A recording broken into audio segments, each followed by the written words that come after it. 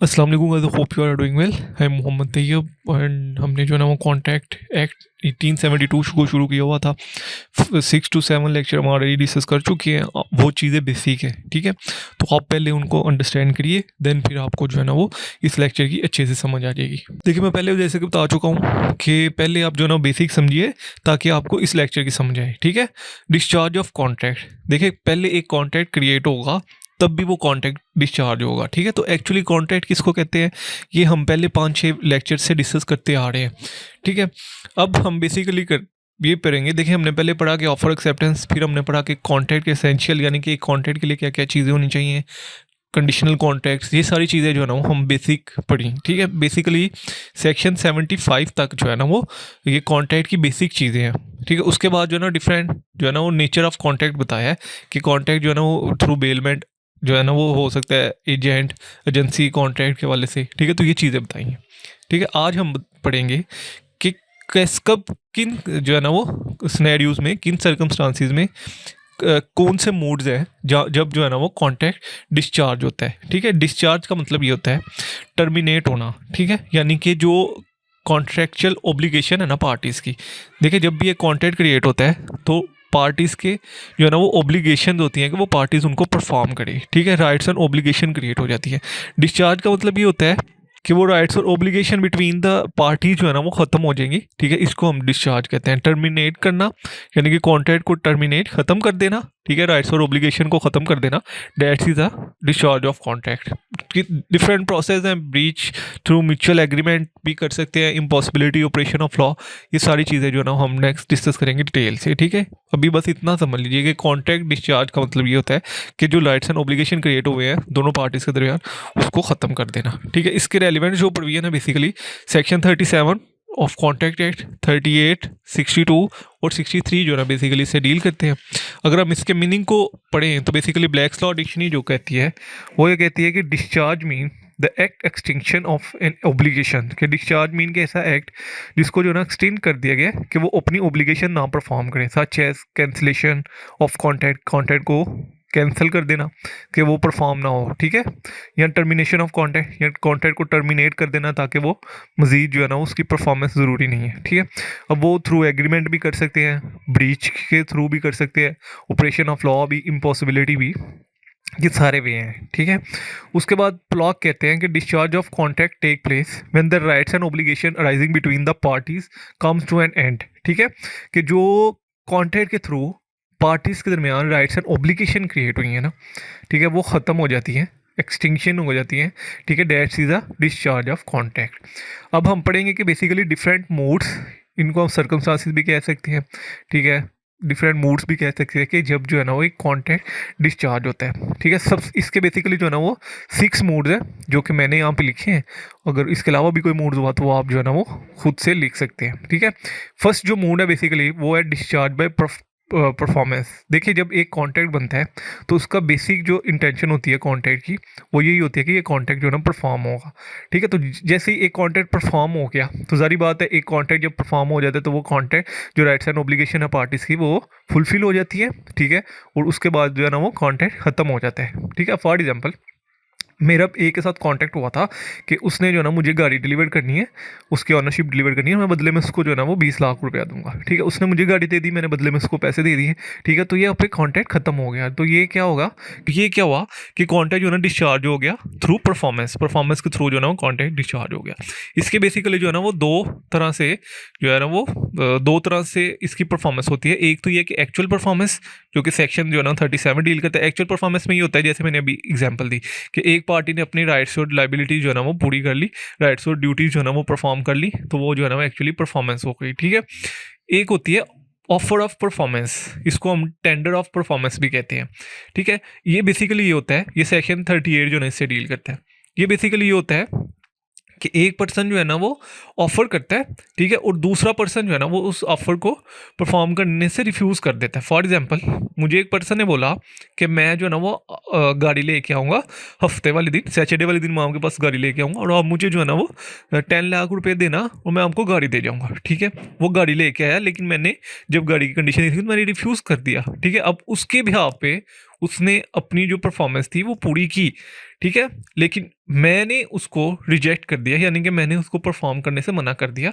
अब तो जिस पर्सन ने अपनी परफॉर्मेंस पूरी की अब वो लाइबल नहीं होगा, ठीक है, उसके ऊपर कोई लाइबिलिटीज अराइज नहीं होंगी, क्योंकि अपने बिहाफ पे उसने जो है ना वो ऑफर ऑफ परफॉर्मेंस जो परफॉर्मेंस उसने जो ऑफर दी थी, ठीक है, उसने उसको फुलफिल किया, ठीक है। इसको हम ऑफर ऑफ परफॉर्मेंस भी कहते हैं, इसको हम टेंडर ऑफ परफॉर्मेंस भी कहते हैं, ठीक है। If a party lawful offer to perform their part, कि एक अगर पार्टी जो है वो लॉफुली अपना अपना जो है ना वो पार्ट जो है ना वो परफॉर्म कर रही है, ठीक है, तो अदर पार्टी उसको रिफ्यूज कर रही है, तो इसको हम कहते हैं टेंडर ऑफ परफॉर्मेंस, जैसे कि मैंने अभी आपको गाड़ी वाली एग्जांपल दी, ठीक है। तो ये फर्स्ट वे है, फर्स्ट मोड है कॉन्ट्रैक्ट को डिस्चार्ज करने के वाले से।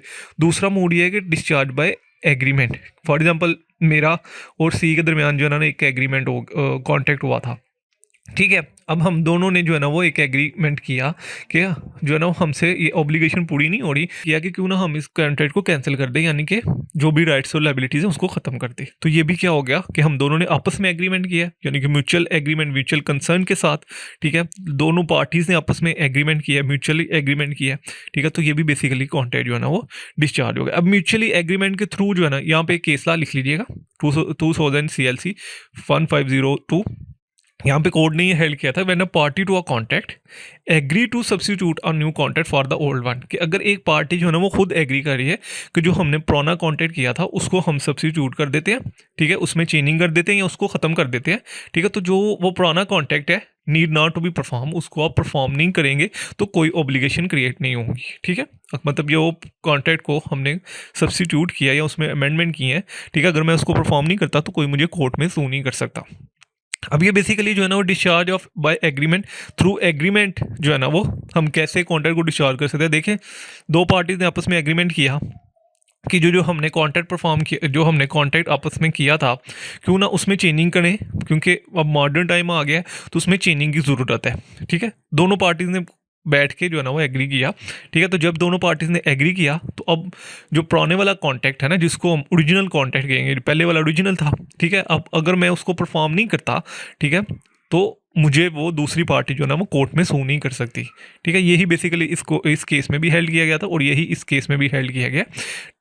नोवेशन इसको कहते हैं, ठीक है, novation to a substitution of new contract. अगर तो एक न्यू कॉन्ट्रैक्ट परफॉर्म हो गया in the place of original one, जो ओरिजिनल वन था पहला, ठीक है, तो फिर जो है ना वो ओरिजिनल वन को अगर परफॉर्म नहीं किया गया तो कोर्ट में आप सू नहीं कर सकते। अल्ट्रेशन कहते हैं कि टर्म्स एंड कंडीशन को चेंज कर देना। फॉर एग्जांपल हमने 2018 में एक कॉन्ट्रैक्ट किया था, मैंने और सी ने, ठीक है, लेकिन 2025 में या 26 में या 27 में हमने उसमें थोड़ी सी अल्ट्रेशन कर दी, यानी अल्ट्रेशन कहते हैं चेंजिंग कर देना, ठीक है। तो फिर जो चेंजिंग हुई है ना उसको परफॉर्म किया जाएगा, ना कि जो पहले 2018 या 17 में किया गया था उसको, ठीक है। तो अल्ट्रेशन वाला जो है ना वो चेंज किया जाएगा, सेक्शन 62 ये कहते हैं। उसके बाद रिसेशन मीन्स के कॉन्ट्रैक्ट को कैंसिल कर देना थ्रू म्यूचुअल एग्रीमेंट, यानी कि मैं और सी ने जो है ना वो कॉन्ट्रैक्ट किया और हम दोनों ने म्यूचुअल एग्रीमेंट के थ्रू उस कॉन्ट्रैक्ट को कैंसिल कर दिया, लेकिन शर्त यह है कि उस कॉन्ट्रैक्ट के कैंसिल होने से किसी थर्ड पार्टी के राइट्स वायलेट ना हो रहे हों। अगर तो राइट्स वायलेट हो रहे हैं तो फिर जो है ना वो हम दोनों लाइबल हैं, ठीक है। उसके बाद है रिमिशन। रिमिशन का मतलब ये होता है कि फॉर एग्जाम्पल मैंने और बी ने जो है ना वो कॉन्ट्रैक्ट किया आपस में, ठीक है, मैं प्रोमिजर हूँ और बी जो है ना वो प्रोमिजर है, प्रोमिजी है, ठीक है, यानी कि मैंने ऑफर किया था और बी ने उसको एक्सेप्ट किया था, ठीक है। अब बी ने एक्सेप्ट किया था कि बी ने ये एक्सेप्ट किया था कि फॉर एग्जांपल बी ने मेरे साथ कॉन्टेक्ट किया कि मैं उसको जो है ना वो कॉन्ट्रैक्ट एड की तैयारी करवाऊंगा 1 वीक के अंदर अंदर, ठीक है। अब ये बी जो है ना वो प्रोमिजी है, ठीक है, तो बी पे डिपेंड करता है कि कि वो उस 1 वीक को एक्सटेंड कर सकता है, ठीक है, या जो उसने मेरे ऊपर ओब्लिगेशन लगाई है कि मैं उसको कॉन्ट्रैक्ट एड की सारी तैयारी कराऊंगा, या वो उसको खत्म कर सकता है, ठीक है। तो ये होता है रिमिशन। उसके बाद ये होता है मर्जन, यानी कि एक कॉन्ट्रैक्ट को दूसरे में मर्ज कर देना, तो वो भी जो है ना जो जिस कॉन्ट्रैक्ट को मर्ज किया गया वो डिस्चार्ज हो जाएगा, ठीक है। तो ये दूसरा मोड था कॉन्ट्रैक्ट को डिस्चार्ज करने के वाले से। उसके बाद है थर्ड मोड ये है कि अगर तो कॉन्ट्रैक्ट जो है ना वो इम्पॉसिबल है परफॉर्म के, फॉर एग्जाम्पल ए ने बी के साथ कॉन्ट्रैक्ट किया कि वो जो है ना वो उसके लिए आसमान से चांद सारे ले गएगा, लेकिन ये तो कॉन्ट्रैक्ट परफॉर्म हो ही नहीं सकता, ठीक है। तो इसको हम कहते हैं वाइड एंड अब इनिशियो, यानी कि इनिशियल स्टेज से ही वो कॉन्ट्रैक्ट वाइड है, ठीक है। तो इसको कहते हैं इनिशियली इम्पॉसिबल है परफॉर्मेंस के लिए, ठीक है, तो वो भी कॉन्ट्रैक्ट जो है ना वो डिस्चार्ज हो जाएगा। उसके बाद होता है सब्सिक्वेंट इम्पॉसिबिलिटीज मीन्स कि जैसे कि मैंने बी के साथ कॉन्ट्रैक्ट किया, ठीक है, कि मैं जो है ना उसकी बिल्डिंग क्रिएट करूँगा 3 मंथ के अंदर अंदर। 1 मंथ तो मैंने अच्छा काम किया, लेकिन उसके बाद कोविड आ गया। जब कोविड आया तो पूरा पाकिस्तान बंद हो गया, ठीक है। तो अब जो है वो इम्पॉसिबल हो गया है कि मैं उसके जो है ना बिल्डिंग नेक्स्ट जो है ना वो 2 मंथ के अंदर अंदर तैयार करूँ, ठीक है। तो कोई ऐसी सब्सिक्वेंट जो है ना वो वे कि जिससे जो है ना वो कॉन्टेंट परफॉर्म करना इम्पॉसिबल हो। फॉर एग्जांपल ए को जो है ना वो ग्राउंड जो है ना तैयार करने के लिए ए को हायर किया गया कि आपने एक ग्राउंड तैयार करनी है, ठीक है। और ए का जो है ना उस ग्राउंड के मालिक के साथ कांटेक्ट हो गया, ठीक है। थोड़े दिनों बाद बारिश हुई और सैलाब आ गया और उस जो सारी ग्राउंड थी उसकी जो सारी ज़मीन है वो ख़त्म हो गई, यानी कि वो जो है ना वो बारिश की ज़्यादा हो गई और वो ख़राब हो गई ज़मीन, ठीक है। अब वो इस काबिल नहीं है कि वहाँ पे जो है ना ग्राउंड बनाई जा सके या वहाँ पे कोई मैच करवाया जा सके, ठीक है। तो ये भी कॉन्टेक्ट जो है ना वो इम्पॉसिबल टू परफॉर्म हो गए, ठीक है। तो ये बेसिकली जो है ना वो डिस्चार्ज हो जाएगा कॉन्टैक्ट अगर, तो वो कॉन्टैक्ट इम्पॉसिबल है टू परफॉर्मेंस के लिए। उसके बाद ये है कि लैप्स ऑफ टाइम।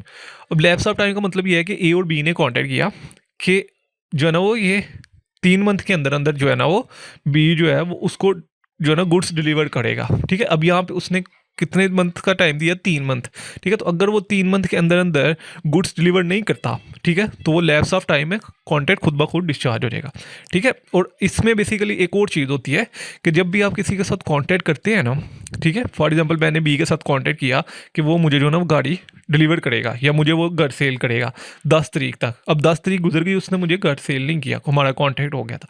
तो मैं जो है 10 के बाद नेक्स्ट जो 3 ईयर है उस 3 ईयर के दरमियान मैं उसको कोर्ट में सू कर सकता हूँ, ठीक है। अब ये नहीं है कि मैंने एक पर्सन के साथ कांटेक्ट किया है 2025 में, ठीक है, और उसने वो कांटेक्ट परफॉर्म नहीं किया, ठीक है, 2025 में उसने परफॉर्म नहीं किया और मैं जाके उस पर दावा कर रहा हूँ 2036 या 37 में, ठीक है। तो ये कॉन्टेक्ट कोर्ट मुझे कहेगी कि भैया आप सोए थे पहले, ठीक है, पहले आप किधर थे। तो सिंपली बात है कि अगर किसी पर्सन के साथ मैंने कांटेक्ट किया उसने परफॉर्म नहीं किया तो नेक्स्ट 3 ईयर के अंदर अंदर, ठीक है, 3 सालों के अंदर अंदर मैं उसको जो है ना वो कोर्ट में सू कर सकता हूँ। यानी कि 25 में उसने परफॉर्म नहीं किया तो नेक्स्ट 3 साल 2028 तक मैं उसको 28 के एंड तक मैं उसको कोर्ट में सू कर सकता हूँ, ठीक है। उसके बाद जो है ना मेरा टाइम बार हो जाएगा, कोर्ट मुझे जो है ना वो अलाउ नहीं करेगी। हाँ, मेरा राइट एग्जिस्ट करेगा बट मुझे रेमेडी कोर्ट प्रोवाइड नहीं करेगी, ठीक है। नेचर बाय डिस्चार्ज और ये कॉमन लिमिटेशन 3 ईयर ये मैंने अभी बताया। उसके बाद ये होता है कि bye operation of law contact discharge हो जाना। फॉर एग्जाम्पल मैंने एक बी के साथ कांटेक्ट किया कि आपने जो है ना मेरा घर तमीर करना है, ठीक है। कुछ दिन बाद जो है ना बी की डेथ हो गई। अब जो है ना बी की डेथ हो गई, ठीक है। तो जब डेथ हो गई तो वो बी अब जो है ना वो कैपेबल नहीं रहा, ठीक है, एबल नहीं रहा कि वो अब जो है ना वो मेरी बिल्डिंग तैयार करे, ठीक है। तो बाय ऑपरेशन ऑफ लॉ अगर डेथ हो गई है या पर्सन इंसॉल्वेंट हो गया है, ठीक है, या कोई ऑल्ट्रेशन या इमर्जन हो गई है। अब फॉर एग्जाम्पल देखिए मेरा और जो है ना वो बी के दरमियान जो है ना वो एक कॉन्ट्रैक्ट चल रहा था कि मैं उसको गोल्ड से सेल करूँगा, ठीक है। लेकिन पाकिस्तान ने गोल्ड को बैन कर दिया कि पाकिस्तान ने बोला कि गोल्ड सेल नहीं होगा पाकिस्तान में, ठीक है, पाकिस्तान की गवर्नमेंट ने बोला। तो अब ये क्या हुआ कि आफ्टर कुछ अमेंडमेंट्स, लॉ में कुछ अमेंडमेंट्स की गई जिसमें कहा गया कि गोल्ड सेल नहीं होगा पाकिस्तान में। तो अब ये बाय ऑपरेशन ऑफ लॉ वो कॉन्ट्रैक्ट खुद ब खुद डिस्चार्ज हो जाएगा, भी मुझे कोर्ट में सू नहीं कर सकता, ठीक है, क्योंकि कोर्ट उसको बोलेगी कि ये जो ना लॉ ने बाउंड किया वो परफॉर्म करने के लिए लाइबल नहीं है। उसके बाद ये होता है कि ब्रीच ऑफ कॉन्ट्रैक्ट।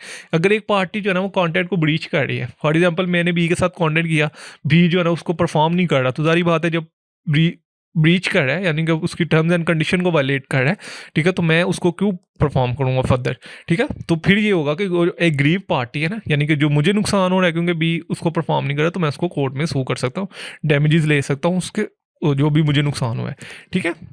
तो ये बेसिकली हमने 6 वे पढ़े, 1, 2 एंड 3, ठीक है। ये डिस्चार्ज बाय इम्पॉसिबिलिटी परफॉर्म, ठीक है। उसके बाद जो है ना वो हमने पढ़ा कि डिस्चार्ज बाय एग्रीमेंट और डिस्चार्ज बाय परफॉर्मेंस, ठीक है। तो ये हमने बेसिकली डिफरेंट मूड्स पढ़े जिससे जो ना वो कॉन्ट्रैक्ट डिस्चार्ज हो सकता है, ठीक है। तो ये है बेसिकली कि दोनों पार्टीज़ के दरमियान जो भी राइट्स एंड ऑब्लिगेशन होते हैं वो खत्म हो जाते हैं, टर्मिनेट हो जाते हैं और कॉन्ट्रैक्ट भी खत्म हो जाता है, लाइबिलिटीज़ खत्म हो जाती हैं, ठीक है। इसके वजह से कोई भी क्वेश्चन हो आप कमेंट से पूछ सकते हैं। इंशाल्लाह जल्द मिलते हैं नेक्स्ट वीडियो में, तो दो में रखिएगा। अल्लाह हाफिज़।